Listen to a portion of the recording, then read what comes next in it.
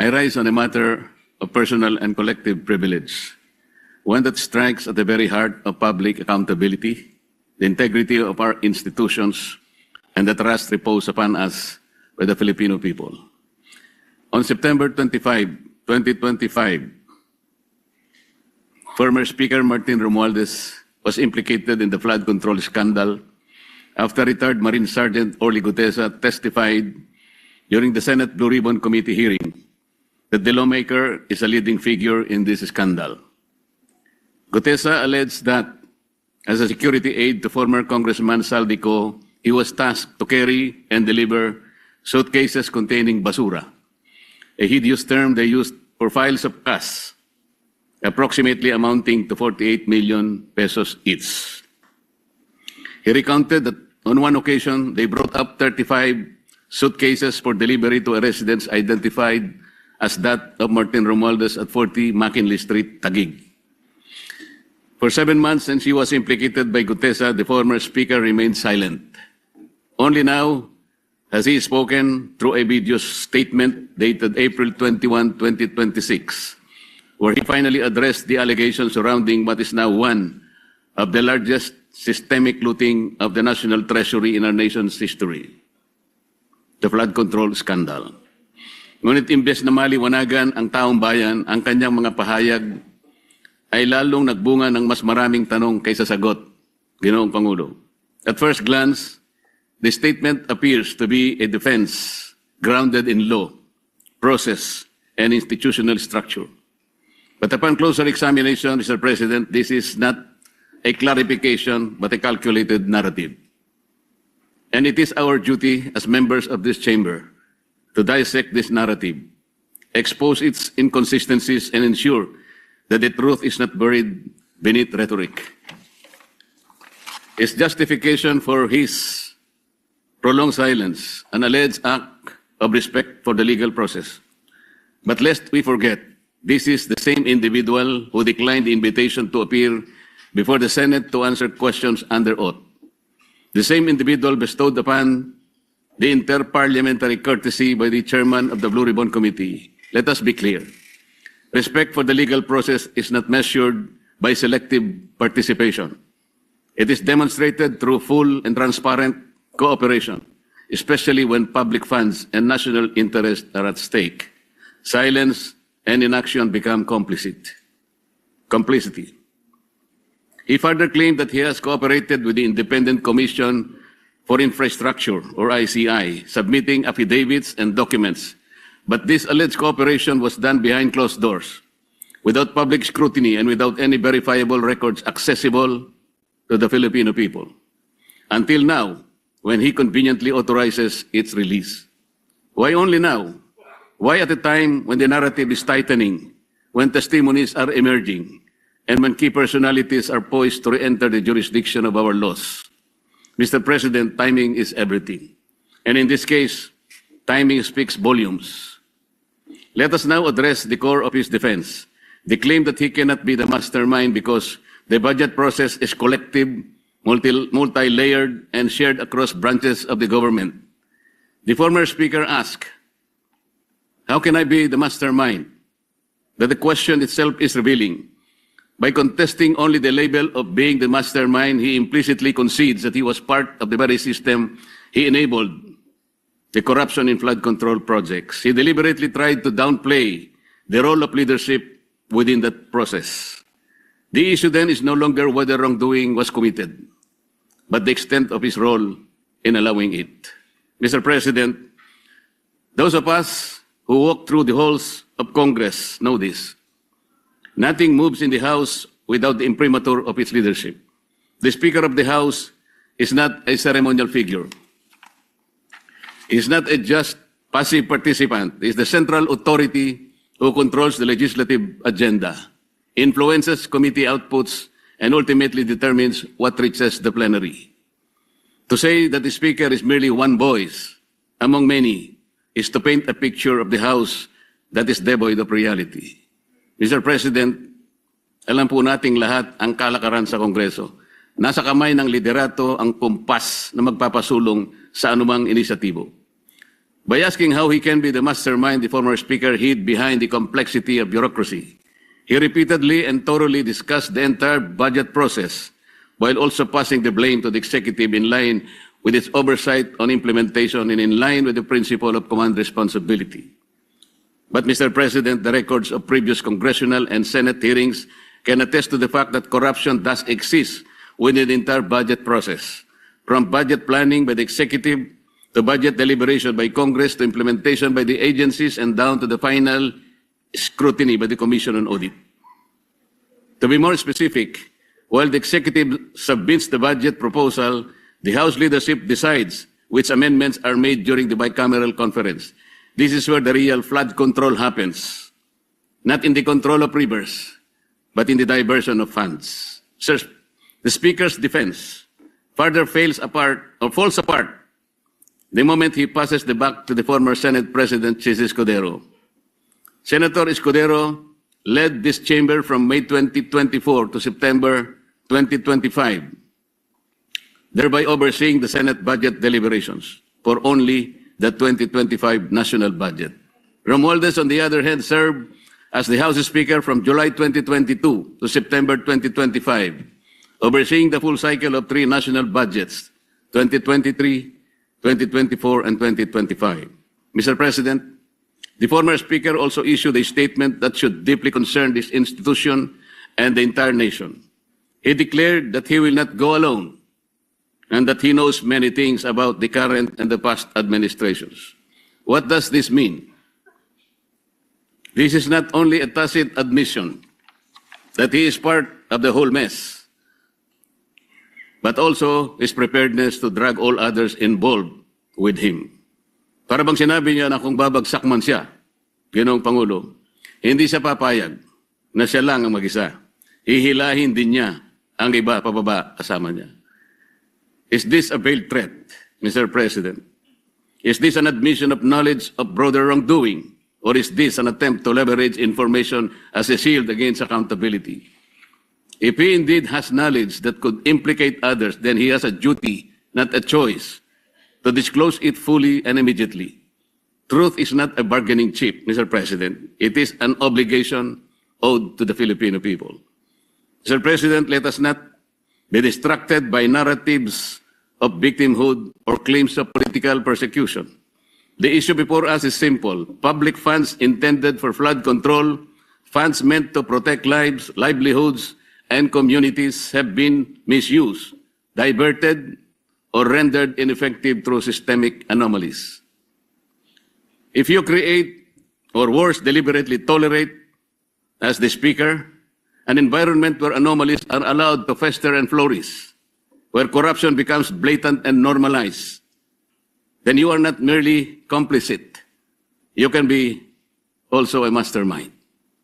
If you appoint a committee chair who not only overlook the red flags, but also helps facilitate widespread corruption, you are answerable. You cannot invoke command responsibility in other departments, yet isolate yourself from the doings of your own chamber. If you preside over a system or a questionable allocations persist year after year, you are accountable. Mr. President, accountability cannot be selective. It cannot be convenient. And it certainly cannot be avoided through technicalities nor rhetoric maneuverings. The Filipino people are watching. They are demanding answers, and they deserve nothing less than the full truth. Ang sabi po nila, Ginoong Pangulo, huwag ninyo kaming linlangin. Huwag ninyo kaming paikutin. Ang katahimikan at pagbulag-bulagan ay hindi kawalang kaalaman, bagkus ito'y pakikiisa sa katiwalian. Kapag pikit mata o tikom bibig, ninyong hinayaang mag-ugat at mamayagpag ang anomalya, hindi po iyon inosenteng pagkukulang, kabilang na kayo sa sistemang nagbibigay daan sa paglaganap nito. Mr. President, this representation calls for a relentless pursuit of truth, wherever the evidence leads, whoever it implicates, and whatever the consequences may be. Because in the end, the integrity of this institution and the future of our nation depend on it. Maraming salamat po, Ginoong Pangulo. To prove to you Nagsalita si Saldico, kinasuhan. Ngayon, nagsalita nakakahalata na dahil tinuturo lahat ng mastermind si Speaker Martin Romualdez. Nagsalita. Sinabi niya yung mga tao, Public Works and Highways, and Executive, ang involved yan. Ibig sabihin, BBM ang involved yan. So, from the very beginning, sinasabi ko na siya mastermind. Ginamit lang si Saldico at si Martin Romualdez. Nag-uusap yung magpinsan. Ngayon, nahalata nyo, Ombudsman, DOJ, kinakasuhan kagad yung mga nagsasabi nito to. Ito, nagsalita si Martin Romualdez, bakit hindi ito? Unang-una, sinabi nila, kakasuhan namin si Martin Romualdez. Bilagyan na nila ng hindi siya pwede makalabas sa iyong bansa. Tapos, nagsalita si Martin Romualdez, sinabi niya, executive, liwanag, ang executive, BBM, siyang mastermind. Pero, ngayon, wala na. Bakit hindi sila nasagutin ng Ombudsman, DOJ, at Presidente, bakit hindi nagsasalita? So, ibig sabihin, nag-aregluhan na, nagtakutan lang. Dahil lalaglag nila si Martin, kung ilaglag niya, sasabihin niya mastermind. Yun lang yun. Para tayo niloloko na ating nakikiusap po ako sa ating kababayan, hindi yung mabuti, dahil puro diversion ang ginagawa nila. Linilito lang tayo lahat. Kaya ginawa ko na, mula nung inisnab ako ni BBM sa Japan, nagtaka ako kung bakit. So, i-record ko lahat yung speeches nila, lahat yung pinupunta nila, lahat yung ginagawa. So, napagtama ko na, mabuti naman, at inisnab ako, meron na silang gagawin. So, dinokumento ko lahat ang Public Works and Highways, record po galing sa Malacanang and Public Works and Highways 2. Isa lang muna sasabihin ko ngayon para di marito ang ating kababayan. Di ba sabi niya noon, 2024, I built 5,500 flood control. Palakpakan ng Congress. Nung dumating bagyo, nabaha tayo. Sabi niya, binintangan niya ang kalikasan at mga taong bayan, hindi marunong magtapon ng basura. Yun ang nagbara. Paano magbabara ng basura sa buong Pilipinas? So, before 2025 sona, nag-press con si BBM sa isang media na sinasabi nila na mabait si BBM, gusto niya makipag-reconcile kay Duterte, ayaw kong kaaway, marami kong kaaway, gusto ko kaibigan. Tapos, mayroon media na naglaglag na grabe na ang nakawan sa ating bansa. Mga porsyento ng mga congressman, porsyento ng mga senador, grabe. Dapat ang pwedeng magsalita lang dito, BBM, he should denounce it now, right away. So, yung nag-interview sa kanya, yun. So, 2025, nilaglag na niya, para bakit? Lalabas na eh. Sa dami ng ninakaw, hindi po mapagtakpan lahat. So, sisigaw na yun, inunahan niya. Linabas niya sa asuhan niya. Maya naman kayo, mga tagnanakaw ng kaban ng bayan. Kaya kako kagad sabi ko, dapat tayo ka mo dahil included ka eh. Kasama ka. May Alzheimer ka yata, sabi ko noon eh. So, true enough, ngayon, lumalabas na. So, ito nangyayari sa ating bansa, linuloko na po tayo. At nakikiusap po ako sa ating kababayan. Suportahan niyo po ito dahil totoo po ito. Hindi po gago lahat ang Pilipino. Para na tayong gago kung di natin ituloy ito. Mga senador natin, tinawag ako, nagpunta ako kay Senator Lacson. Gusto kong tumestigo dahil marami kong nalaman ako. O sige, sabi naman niya, gumawa ka ng affidavit mo. At isubmit mo sa April 7, 14 nalabas ka na. At April 7, before 5. April 7, umaga nandun na ako sa yacht club, nag-aantay dahil umaga wala naman sila doon. Alauna, pupunta na ako doon mag-antay. Alas 9 yata dumating yung sulat niya dito sa bahay na cancel. Paano ko isasubmit yung affidavit ko? Tapos kinancel nila. Ang rason, hindi ko raw sinubmit ang affidavit. So, nagtataka ako. Palagay ko, hindi na itutuloy yung pagpunta ko sa Senado. Kaya dito na ako magsusumbong sa taong bayan. Kung totoo yung sinasabi nila na walang nangyayari sa ating bansa, kalukuhan. Bakit hindi nagsasalita ngayon yung mga congressman, mga senador? Bakit pinagtatakpan?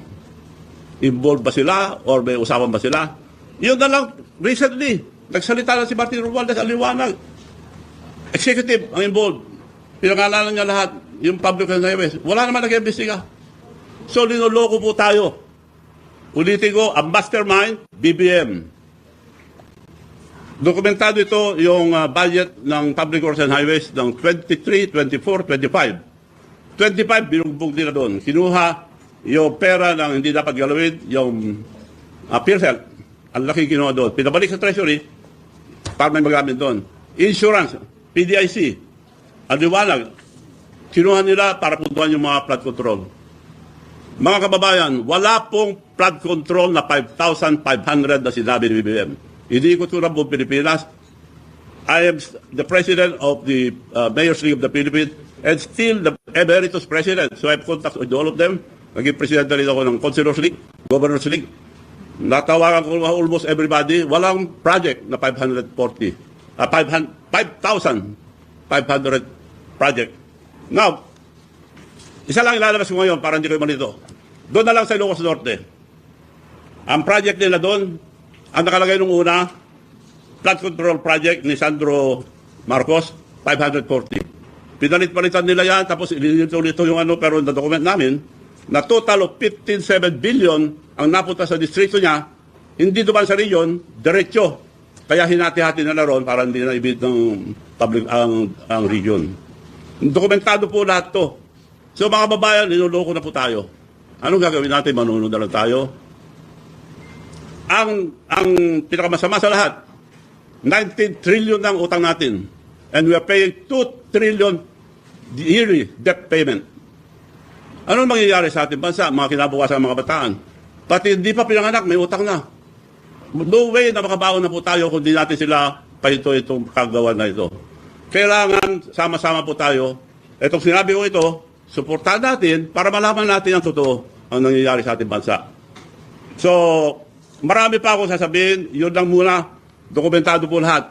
Yung ibang ginagawa nila. Noong pang Senator si BBM, may kaso na. Si Lisa Marcos, siya nagpapatakbo isa ngayon, marami rin ginagawa ngayon. Even when Senator pa lang si BBM, nakikialam na, may mga ginagawa na si Lisa Marcos. So ito ang nangyayari, ang binuto natin, wala silang puso. Wala na hiya-hiya. Puro sinungaling ang sinasabi nila. So mga babayan, magising po tayo, nakikiusap po ako sa inyo lahat. Suportahan po natin ito para hanapin ang katotohanan. Yun ang gusto ng tao, ang Senate, wala namang ginagawa. So, I'm appealing to the Senate. Tingnan niyo po itong sinabi ko. Kung hindi totoo, wala namang mangyayari sa ating bansa. Kung hindi tayo gagalaw lahat na isa, wala namang mangyayari sa ating bansa. So, dokumentado po lahat to. Si BBM ang mastermind. Ang liwanag yung sinasabi ni Martin Romualdez. Involved ang executive. Sino executive? Marcos, BBM. So siya po mastermind. Ni-recruit lang na sa ko para gumawa, gawin yung mga flood control, lahat ng flood control lang po ito. Yung ibang departamento, ang dami po. O wag na tayo mawala sa flood control. Marami pa yung mga iba. Puro nakawan po. Yun lang po masabi ko ngayon para di man ito ang ating kababayan. Sa susunod, mas marami po. So, if you have any question, para masagot ko.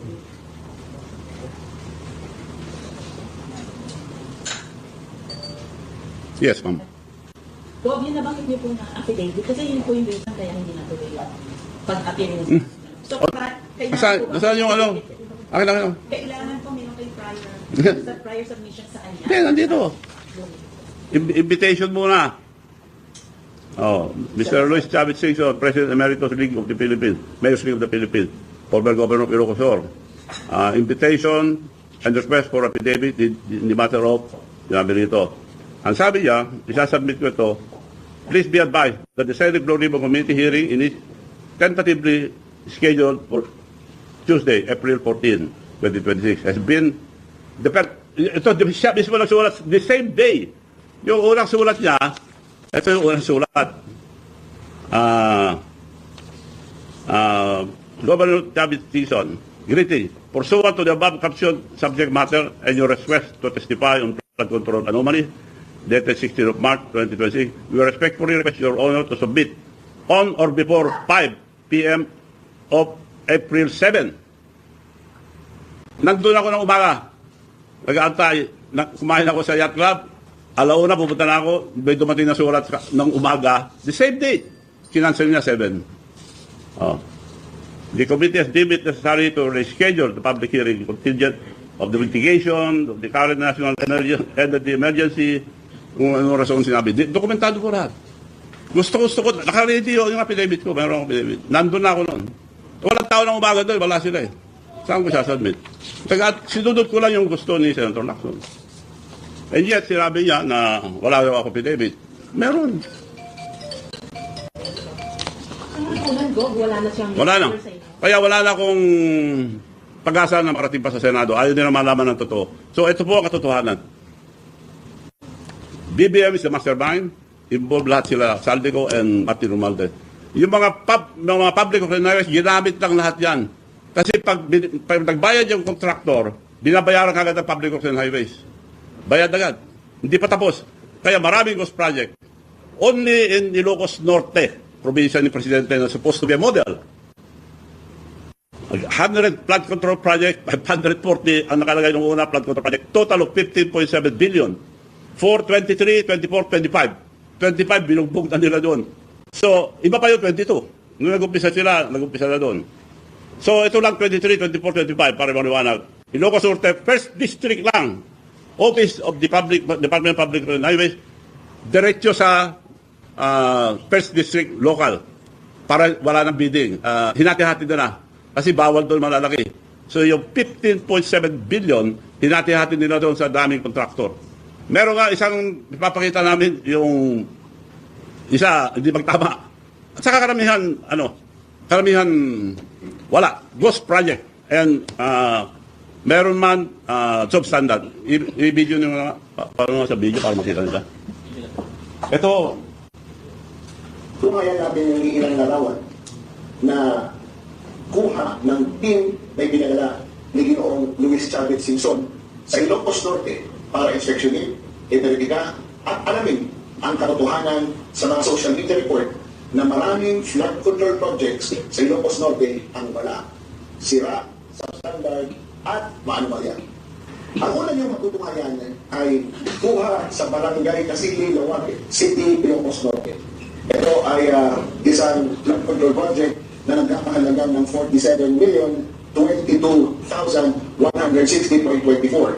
Ito ay galing sa GAA 2025 at ang konstruksyon nito ay dapat nagsimula ng February 2025 at natapos noong September 1, 2025. Ito ay may contract number na 25AA0475. Bayad na po yan. Isa sa mga larawan na ang sinisimento ay putik at ang bagal na ginamit ay substandard. Ang sukat nito dapat, ang kanyang kapal ay dapat 200 mm. Pero makikita nyo sa mga larawan na ito ay 70 mm lamang o 2.76 inches. Ang embankment dapat nito ay dapat handling rock embankment pero hindi inimplementa dahil makikita nyo ito ay gawa sa putik. Ang susunod na mga larawan na inyong makikita ay sa Barangay Lipilat, Gitang, Ilocos Norte.